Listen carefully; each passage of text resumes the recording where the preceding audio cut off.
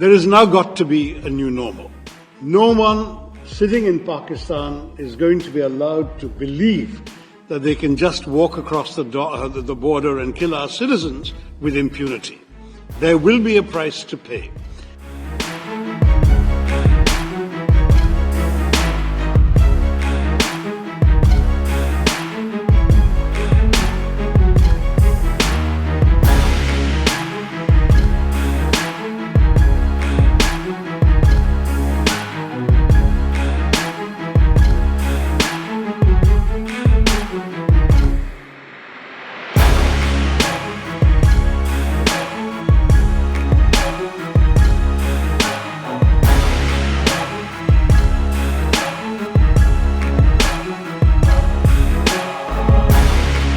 We said, we've been saying all along, we didn't want to start anything. We were just sending a message to terrorists. You started, we replied.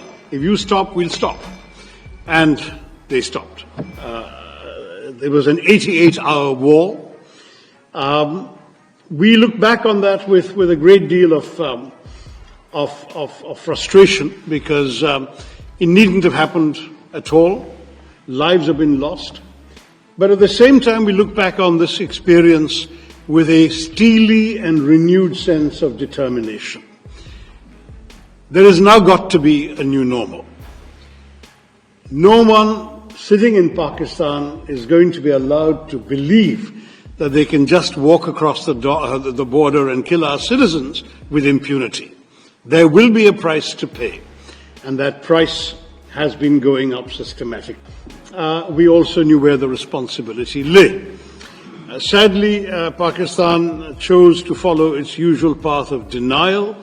In fact, Pakistan, with the help of China, succeeded in removing a reference to the resistance front from the resolution of condemnation that was drafted in the Security Council, the press statement actually, not resolution. I don't work for the government, as you know, I work for an opposition party, but I myself authored an op-ed in one of India's leading papers, the Indian Express, within a couple of days, saying the time had come to hit hard but hit smart. And I'm pleased to say that's exactly what India did. On the night of the 6th, 7th of May, it was 6th here, it was 7th for us, at 1:05 in the morning, a time chosen deliberately to avoid any risk of too many civilians wandering about or any collateral damage, very precise and calibrated strikes took place on 9 specific known terrorist bases, headquarters and launch pads.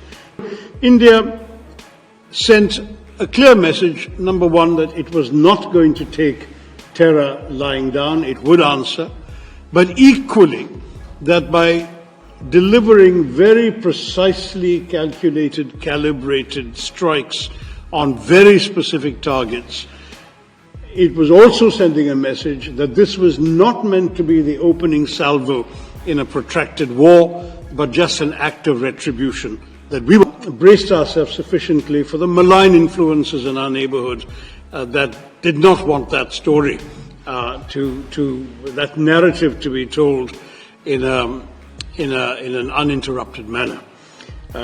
We had been seeing in Jammu and Kashmir, which, as you know, has for the long time been coveted by our neighbors on the other side, Pakistan, we had been seeing not just peace but increasing prosperity.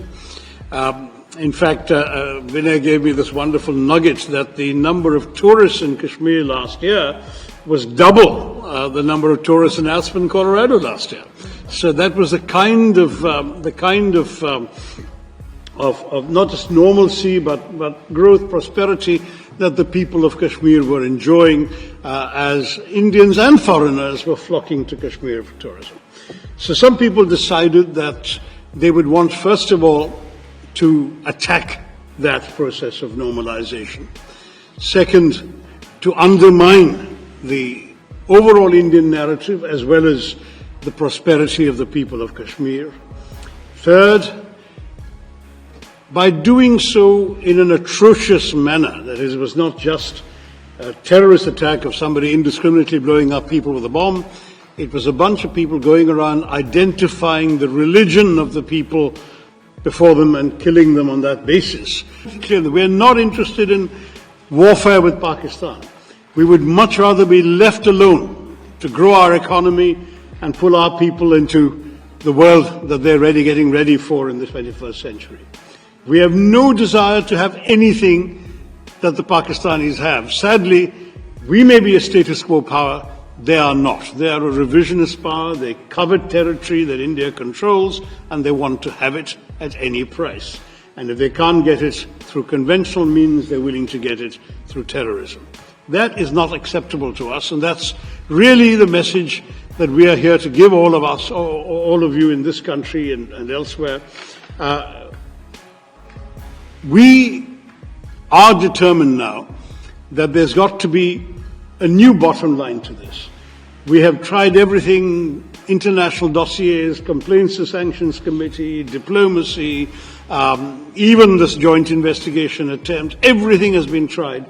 Pakistan has remained in denial. There has been absolutely no conviction, no serious criminal prosecution, no attempt to dismantle the terror infrastructure in that country.